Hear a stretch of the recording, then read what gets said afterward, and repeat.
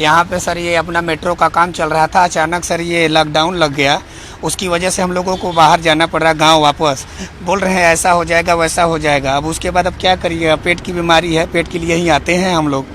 अब उसी के कारण अब ये लोग रुक नहीं रहे। लेबर है सर ये, हम लोग LNT में या ये अपना शाहपुर जी पालोनी मेट्रो में काम करते हैं।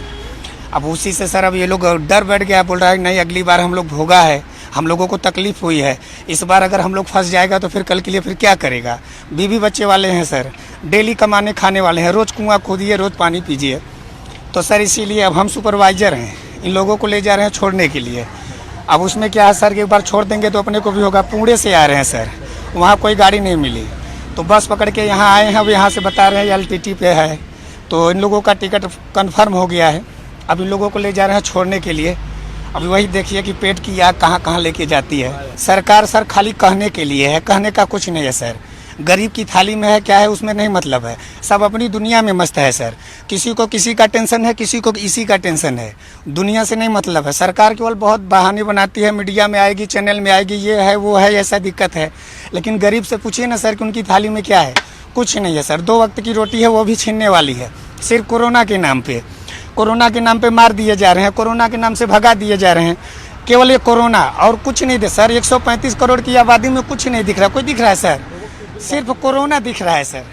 जहाँ देखिए तहाँ कोरोना दिख रहा है और कहीं कुछ नहीं दिख रहा है। बेबसी दिख रही है, लाचारी दिख रही है आदमी को। देख रहे हैं हम लोगों को भी क्या स्थिति है।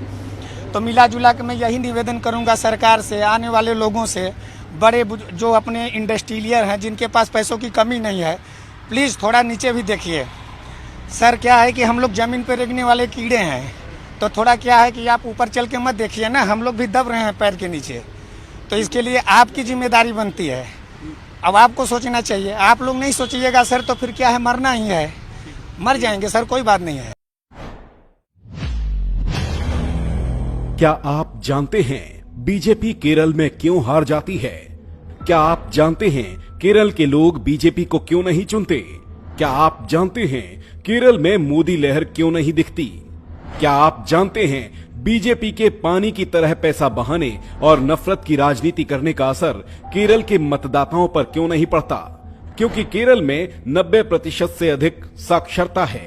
ये हम नहीं कह रहे, बल्कि केरल में बीजेपी की हार का ये कारण केरल के इकलौते बीजेपी विधायक ओ राजगोपाल बता रहे हैं। जी हाँ, बीजेपी नेता ओ राजगोपाल ने एक साक्षात्कार में कहा है कि हम केरल में इसलिए नहीं जीत पाते हैं क्योंकि यहाँ के लोग पढ़े लिखे हैं। बीजेपी विधायक ने यह भी कहा कि यहाँ के लोग सोचते हैं, चर्चा करते हैं। ये पढ़े लिखे लोगों की आदत होती है, ये भी हमारे लिए समस्या है। ये क्या कह रहे हैं बीजेपी विधायक? मतलब जो लोग बीजेपी को वोट देते हैं वो कम पढ़े लिखे होते हैं या उनमें सोचने और चर्चा करने की क्षमता नहीं होती? प्यारे देशवासियों, सावधान हो जाइए। आप जिस बीजेपी को आंख बंद करके वोट दे रहे हैं वो आपकी समझदारी पर सवाल उठा रही है। वो कह रही है कि बीजेपी की जीत के लिए लोगों का कम पढ़ा लिखा होना जरूरी है। जनहित में जारी, आ गई जागने की बारी।